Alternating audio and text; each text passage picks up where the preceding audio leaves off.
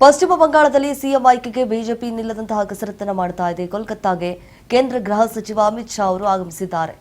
Bangala BJP ವೀಕ್ಷಕರಾಗಿರುವಂತಹ ಕೇಂದ್ರ ಸಚಿವ Amit Shah CM ಆಯ್ಕೆ ಸಂಬಂಧ ಶಾಸಕರ ಜೊತೆ ಅಮಿತ್ ಶಾ ಅವರು ಸುದೀರ್ಘವಾಗಿ ಸಭೆಯನ್ನ ಮಾಡಲಿದ್ದಾರೆ.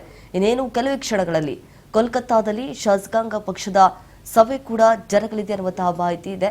ನೋಡಿ, ಈ ಪಶ್ಚಿಮ ಬಂಗಾಳದಲ್ಲಿ ಶತಾಯಗತಾಯವಾಗಿ ಏನು ಈ ಪ್ರಧಾನಿ ನರೇಂದ್ರ ಮೋದಿ ಅವರಾಗಿರ್ಬೋದು, ಕೇಂದ್ರ ಗೃಹ ಸಚಿವರಾಗಿರುವಂತಹ ಅಮಿತ್ ಶಾ ಅವರಾಗಿರ್ಬೋದು, ಇನ್ನಿಲ್ಲದಂತಹ ಕಸರತ್ತನ್ನ ಮಾಡ್ಬಿಟ್ಟು ಹೆಂಗೋ ಬಿಜೆಪಿಯನ್ನ ಗೆಲ್ಲಿಸ್ಕೊಂಡು ಬಂದ್ಬಿಟ್ರು.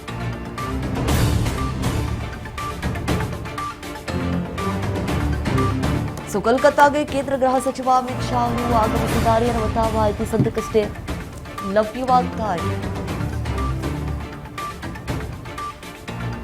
ಬಿಜೆಪಿ ವೀಕ್ಷಕರಾಗಿರುವಂತಹ ಕೇಂದ್ರ ಸಚಿವ ಅಮಿತ್ ಶಾ ಬಂಗಾಳ ಬಿಜೆಪಿ ವೀಕ್ಷಕರಾಗಿದ್ದಾರೆ. ಈಗಾಗಲೇ ಆಗಮಿಸಿದ್ದಾರೆ. ಸಿಎಂ ಆಯ್ಕೆ ಸಂಬಂಧ ಶಾಸಕರ ಜೊತೆ ಅಮಿತ್ ಶಾ ಅವರು ಸುದೀರ್ಘವಾಗಿ ಚರ್ಚೆಯನ್ನ ಕೂಡ ಮಾಡ್ತಿದ್ದಾರೆ. ನೋಡಿ, ಪಶ್ಚಿಮ ಬಂಗಾಳಕ್ಕೆ ಈಗಾಗಲೇ ಅಮಿತ್ ಶಾ ಅವರು ಭೇಟಿ ಕೊಟ್ಟಿದ್ದಾರೆ. ನಾವು ದೃಶ್ಯಾವಳಿಯಲ್ಲಿ ಗಮನಿಸ್ತಾ ಇದ್ದೀವಿ. ಯಾಕಂತಂದ್ರೆ ಸಿಎಂ ಆಯ್ಕೆ ಮಾಡುವಂತಹ ನಿಟ್ಟಿನಲ್ಲಿ ಸಾಕಷ್ಟು ರೀತಿಯಾದಂತಹ ಕಸರತ್ತನ್ನು ನಡೆಸಲಾಗ್ತಾ ಇದೆ. ಹೇಳಿ ಕೇಳಿ ಕಾಂಗ್ರೆಸ್ನ ಭದ್ರಕೋಟೆ ಆಗಿಬಿಟ್ಟಿತ್ತು ಈ ಪಶ್ಚಿಮ ಬಂಗಾಳ. ಸಾಕಷ್ಟು ರೀತಿಯಾದಂತಹ ಮಹತ್ವದ ಬೆಳವಣಿಗೆಗಳಾಗ್ತಾ ಇರುವಂತದ್ದು. ಈಗಾಗಲೇ ಅಮಿತ್ ಶಾ ಅವರು ಕೂಡ ಆಗಮಿಸಿದ್ದಾರೆ.